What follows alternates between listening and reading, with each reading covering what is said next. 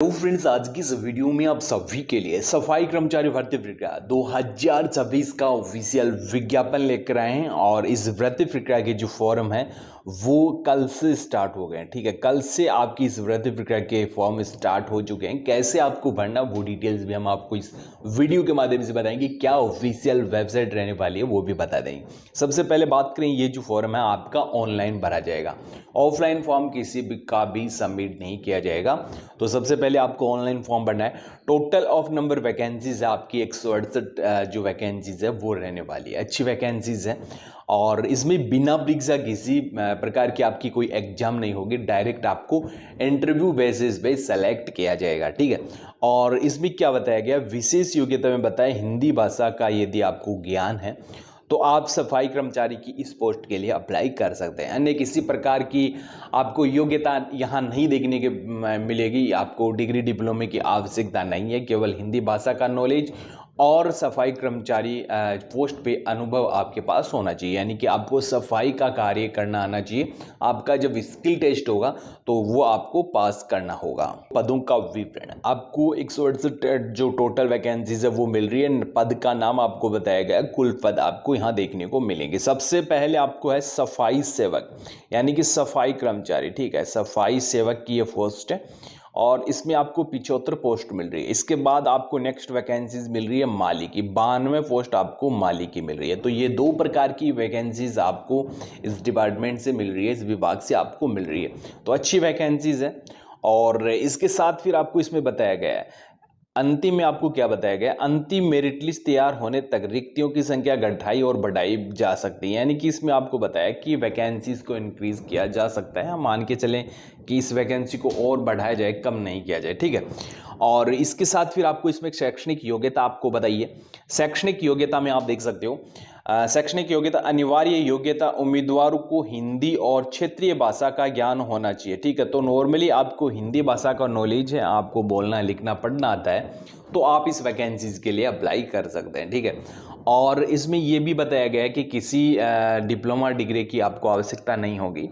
और इसके साथ ही जो आयु सीमा की गणना है वो 30 जून से की जा रही है। यानी कि आप 30 जून को कम से कम 18, अधिकतम आपकी उम्र 35 वर्ष है, तो आप इस वैकेंसीज के लिए अप्लाई कर सकते हैं। 30 जून आपकी एज ऑन बताई गई है, इस डेट से आपको एज की गणना करनी है। ठीक है, एज की गणना दिव्यांग हैं और जो भूतपूर्व सैनिक हैं उनको अलग से इस वैकेंसीज के लिए छूट मिल जाएगी। अब इस भर्ती प्रक्रिया में प्राथमिकता किन को दी जाएगी, इन अभ्यर्थियों को प्राथमिकता मिलेगी। क्या बताया गया है, प्राथमिकता किसे मिलेगी, माली के पद पर जिन उम्मीदवारों के पास किसी मान्यता प्राप्त संस्था से बागवानी का डिप्लोमा है। ठीक है, बागवानी का यदि आपके पास कोई डिप्लोमा है तो आपको प्राथमिकता दी जाएगी। और माली के रूप में 3 साल का अनुभव है, उन्हें प्राथमिकता दी जाएगी। यानी कि आप किसी भी डिपार्टमेंट में माली की पोस्ट पे 3 साल जो इसमें काम कर रहे हैं, आपके पास अनुभव है, तो आपको प्राथमिकता मिल जाएगी। ये आपको इसमें बताया गया है। इसके साथ बात करें सफाई की पोस्ट के लिए, तो सफाई की पोस्ट में आपको क्या बताया गया, सफाई सेवक स्वीपर के रूप में 3 वर्ष का अनुभव रखने वाले उम्मीदवारों को प्राथमिकता मिलेगी। यानी कि आप 3 वर्ष से किसी भी डिपार्टमेंट में कार्य कर रहे हैं, आपके पास उस डिपार्टमेंट का अनुभव है सफाई कर्मचारी की पोस्ट का, तो आपको इस वैकेंसीज में अनुभव मिल जाएगा। तो ये आपकी वैकेंसी डिटेल्स बताई है, योग्यता आपको बताई है। तो इस प्रकार की योग्यता यदि आपके पास है तो आप इस वैकेंसीज के लिए अप्लाई कर सकते हैं। और इसमें क्या बताया गया, ये डेट आपको विशेष ध्यान रखना है कि ये प्राथमिकता लाभ लेने के लिए डिप्लोमा या जो अनुभव प्रमाण पत्र है आपका 30 जून 2026 की या उससे पहले का होना अनिवार्य है।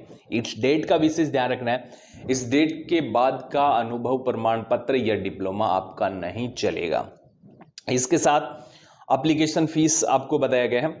आप देख सकते हो सामान्य वर्ग पंजाब, हरियाणा, यूटी, चंडीगढ़ के अलावा अन्य राज्यों से SC, ST, OBC उम्मीदवारों के लिए आपको बताया 700 रुपये। ठीक है, तो अदर स्टेट के कैंडिडेट भी इस वैकेंसीज के लिए अप्लाई कर सकते हैं। अन्य राज्यों के लिए आपको बताया गया ये सामान्य वर्ग है पंजाब, हरियाणा, यूटी, चंडीगढ़ के मूल निवासी हेतु 600 रुपये, भूतपूर्व सैनिकों हेतु 600 रुपये। तो आवेदन फीस आपका जो बताया गया है वो इसमें यही बताया गया है कि 600-700 रुपये आवेदन फीस आपको इस वैकेंसीज के लिए देना होगा। इसके साथ फिर आपको इसमें क्या बताया गया है, उम्मीदवारों का चयन पूरी तरह से इंटरव्यू के आधार पर किया जाएगा। यदि आवेदनों की संख्या बहुत अधिक होती है तो उच्च न्यायालय उम्मीदवारों को शॉर्टलिस्ट करने के लिए उचित मापदंड अपना सकता है।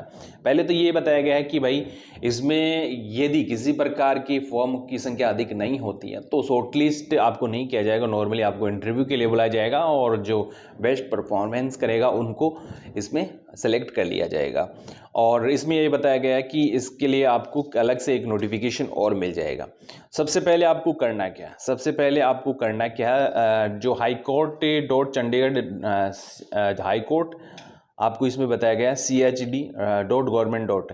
की ऑफिशियल वेबसाइट पे आपको जाना है, वहाँ इस वैकेंसी रिगार्डिंग और जानकारी आपको मिल जाएगी। हाई कोर्ट और जो आपका पंजाब एंड हरियाणा जो चंडीगढ़ में हाई कोर्ट है उसमें ये वैकेंसीज आपको मिल रही है। 9 जून को नोटिफिकेशन जारी हुआ था और किस पोस्ट के लिए जारी हुआ है, सफाई एंड माली। और यहाँ आपको इसमें वैकेंसी डिटेल्स बताइए, SC ST OBC को कितनी पोस्ट मिल रही है, वो डिटेल्स आप यहाँ से प्राप्त कर सकते हैं। ऑफिशियल वेबसाइट से आप ये नोटिफिकेशन डाउनलोड कर सकते हैं।